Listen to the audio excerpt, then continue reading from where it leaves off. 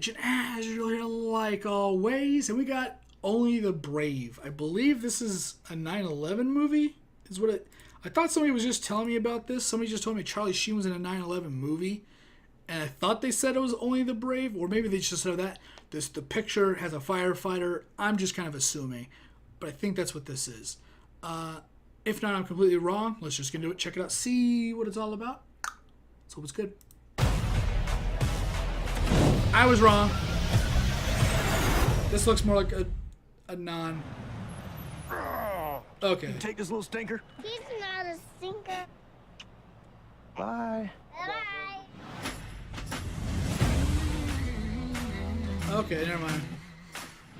You all are one of the best damn crews I've ever seen. Is it about the firefighters that died in Arizona? SEAL Team 6 of firefighters. 1, 2. We saved all that. If this ain't the greatest job in the world, I don't know what is. Sooner or later, the fire's gonna come knocking in our hometown. What is that? This is it. Game time. It's not easy sharing your man with a fire.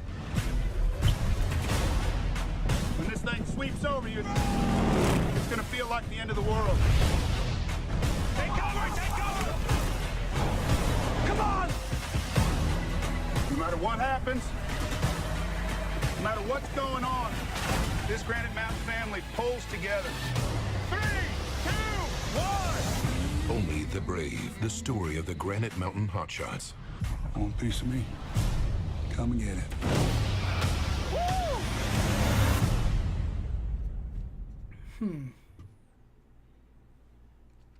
Alright, hold on. Let's get all this situated here before I get into talking here.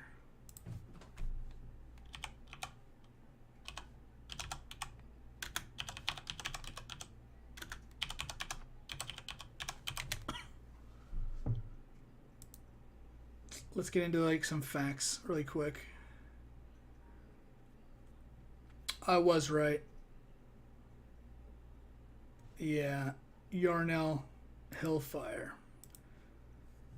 Arizona 85362. Just wanted to make sure I had that right before.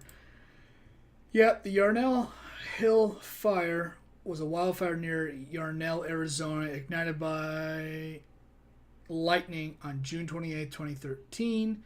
On June 30, it overran and killed 19 City of Prescott firefighters, members of the Greenwich Mountain Hotshots.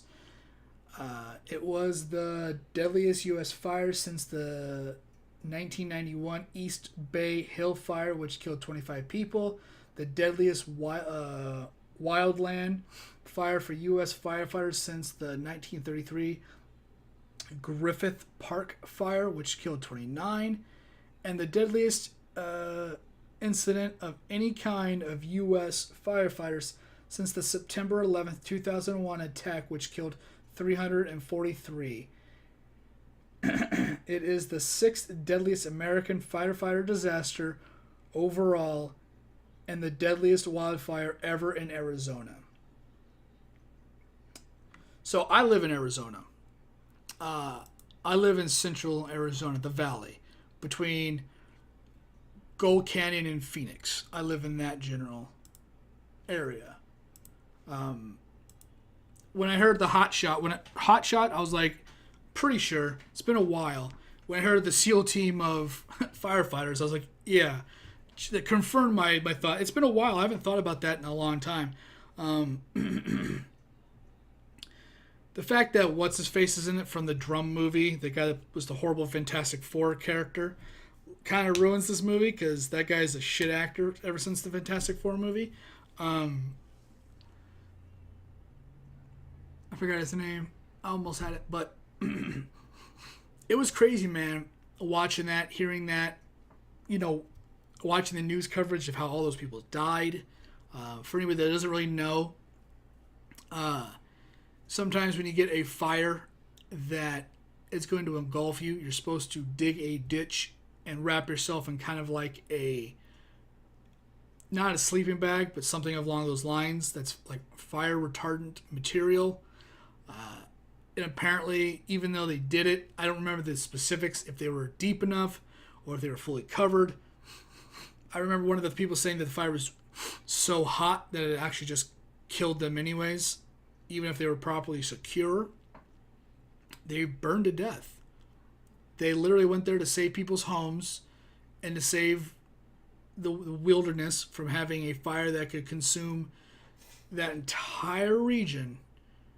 And they went in there, they fought the fire, they did some tremendous effort, they did some detrimental work against the fire, and definitely was like the leading factor of stopping it. But in doing so, the way the winds were, the way the fire was moving, how all that, they were completely surrounded. Wasn't this whole, oh look, this little fire, let's just jump through it and make the run for it. You're talking about feet and feet and however long into and however long deep this fire goes. It wasn't just this little line that you could just hop through. And even if it was so hot that who knows if you'd be conscious coming out the other side or able to move after having those intense burns. It was one of those fires that it's not like a little brush fire. For anybody that maybe doesn't comprehend that, it's a fire that you are already feeling the heat 50 feet away, if not further. You're feeling the heat in general. The whole area was the temperature was elevated extramental. I don't know if that's the right word. But you couldn't just run through it. There's no vehicle. It's the kind of fire that when it goes by a car, everything metal is left and everything else is gone. It's that kind of fire. There's nowhere to run. There's nowhere to hide. There's no tree to climb. There's nothing to do. You're stranded and you're looking at your death in not the quickest manner. And it's a crazy way to go. It's a sad way to go. And I respected those firefighters for everything they did to the bottom of my heart, man. Those people were the quintessential definition of heroes. And it's crazy that they lost their lives. When you think about it, very shallow. If you think about it, they didn't. You know, people may underestimate it, but they didn't die trying to just save someone's homes. Although that it's not the stuff; it's that whole area. It's where you live. That's where your family grows up. It's not just your personal items, but it's where you put your roots down. And I think that's just as worthy as a cause than trying to save someone from a fire. You're trying to save someone's entire life, pretty much. Maybe not their physical life, but you're trying to save their well-being and the life they've created and the roots they've planted down. And that's the kind of ideals they were fighting for. They were fighting for the little mom and pop shops that were in those cities and the establishments of where they put down their roots and where they raised their families and their entire livelihood that is based in that community. And the people that lived there also worked there as well. It wasn't just business owners. So you're trying to pretty much, it's not like they died just trying to stop someone or stop the fire from destroying someone's stuff. You know, it was an entire city and surrounding area that was just going to be completely wiped off this planet because of this fire. People were going to be relocated to somewhere else in the state if this fire wasn't checked. I remember it lasted it felt like forever.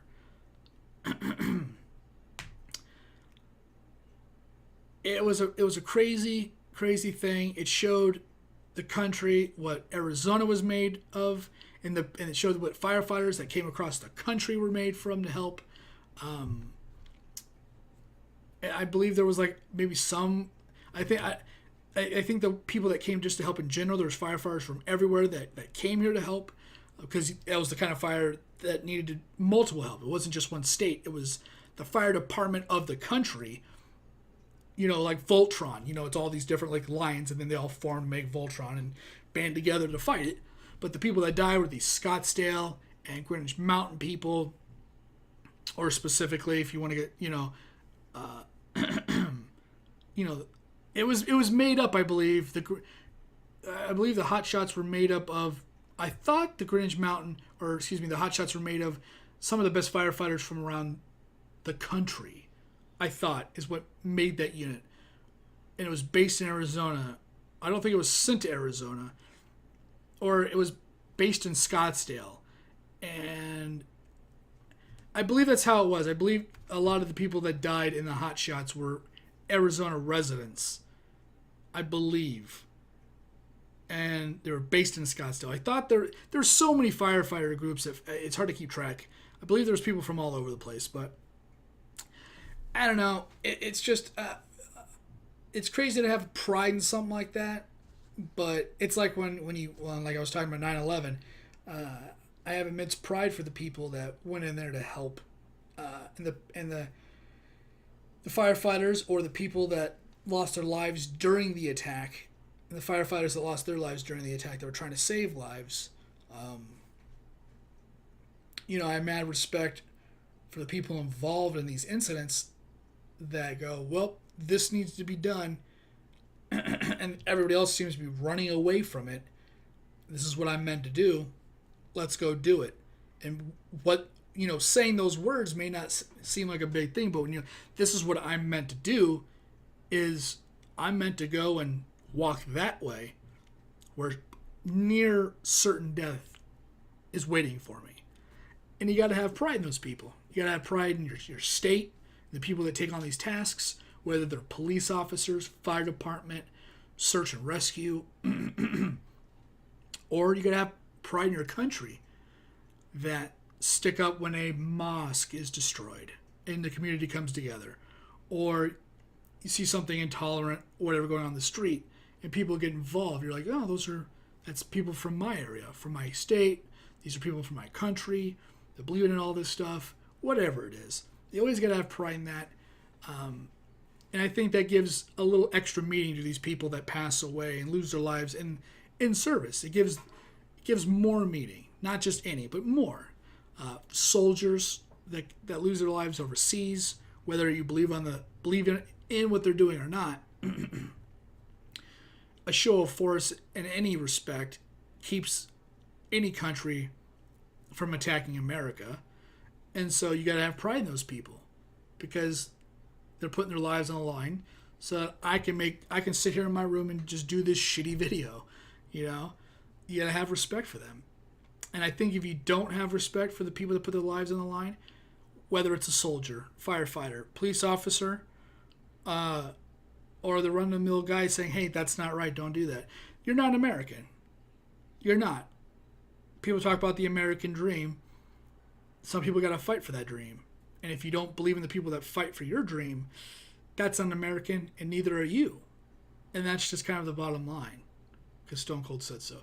But I'm going to get out of here. Enough preaching, enough lecturing, enough whatever it is that I'm doing here. Respect these people. I do, 100%. Love the families for, living that life.